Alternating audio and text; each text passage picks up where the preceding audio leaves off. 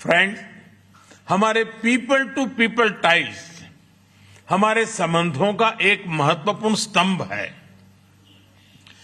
2023 में हुए man power mobility agreement के माध्यम से भारत ने इजरायल के कंस्ट्रक्शन और केयर गिवर सेक्टर्स में महत्वपूर्ण योगदान दिया है। भारतीय कामगारों ने अपनी मेहनत, प्रतिबद्धता और कौशल से विश्वास अर्जित किया है। मुझे खुशी है कि इस सहयोग का विस्तार कॉमर्स और सर्विसेज जैसे क्षेत्रों में भी किया जा रहा है। दोनों देशों के युवाओं, रिसर्चर्स और इनोवेटर्स को जोड़ना हमारी मुख्य प्राथमिकता रही है।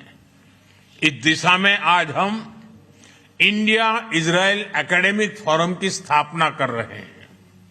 फ्रेंड, आज हमने क्षेत्रीय एवं वैश्विक मुद्दों पर भी व्यापक चर्चा की।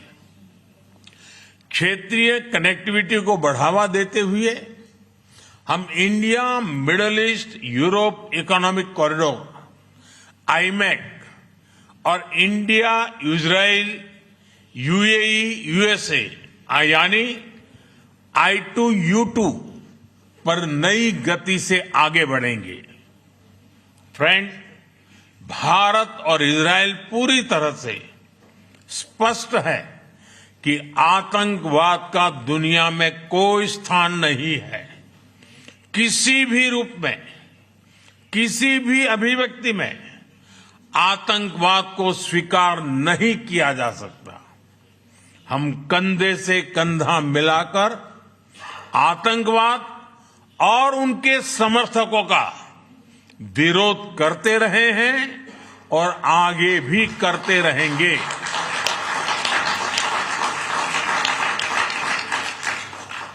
पश्चिम एशिया में शांति और स्थिरता से भारत के सीधे सुरक्षा हित जुड़े हैं। इसलिए हमने शुरुआत से ही संवाद और शांतिपूर्ण समाधान का समर्थन किया है। यही ग्लोबल साउथ और पूरी मानवता की पुकार है। भारत की सोच स्पष्ट है। Humanity must never become a victim of conflict। Gaza peace plan से शांति का एक रास्ता बना है। भारत ने इन प्रयासों का पूर्ण समर्थन किया है।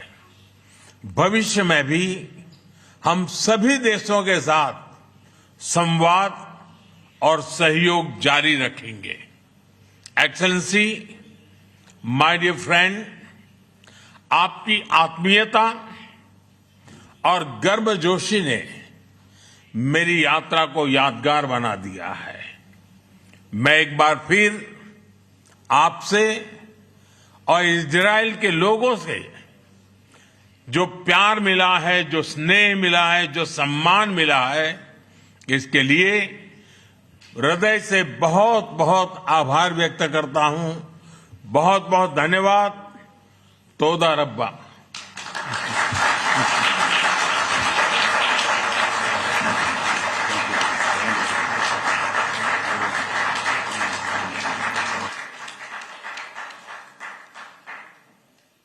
जी न्यूज़ के साथ इस समय फॉरेन एक्सपर्ट दीपक वोरा मौजूद हैं।